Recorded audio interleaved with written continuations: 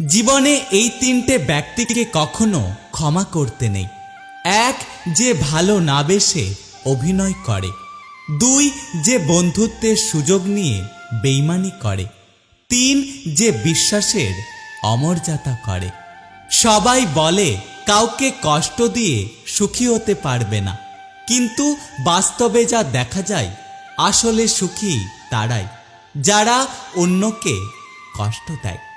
কিছু হারিয়ে গেলে যতটা কষ্ট হয়, তার থেকে বেশি কষ্ট হয় যখন প্রিয় মানুষটার কথা বলার ধরন বদলে যায়। কেউ যদি তোমাকে ছাড়া ভালো থাকতে চায়, তাহলে তাকে বারবার বিরক্ত করার দরকার নেই।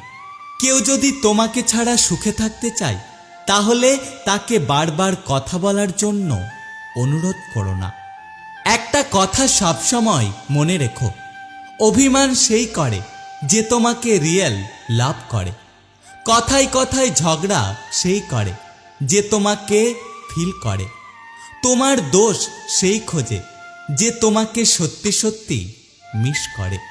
আরও একটা কথা হলো, তুমি যদি ঠিক থাকো, তাহলে পৃথিবীতে কেউ তোমাকে কখনো ভুল প্রমাণ করতে পারবে না।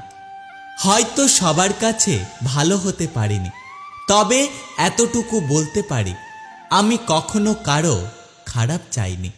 স্বপ্ন যদি কখনো সত্যি না হয়, তাহলে একটা কথা মনে রেখো, স্বপ্ন নিয়ে বেঁচে থাকার নামই হলো জীবন।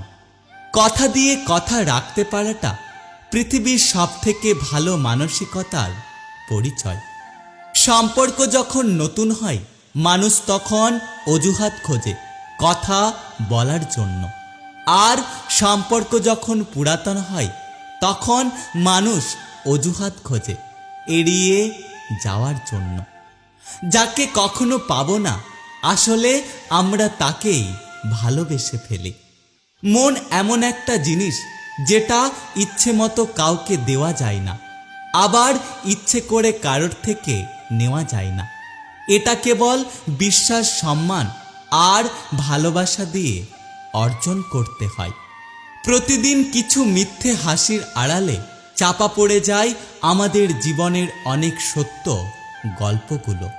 তুমি আমাকে নিন্দা করো, এটা তোমার যোগ্যতা, আর আমি ওসব পাত্তা দিই না, এটা আমার ক্ষমতা।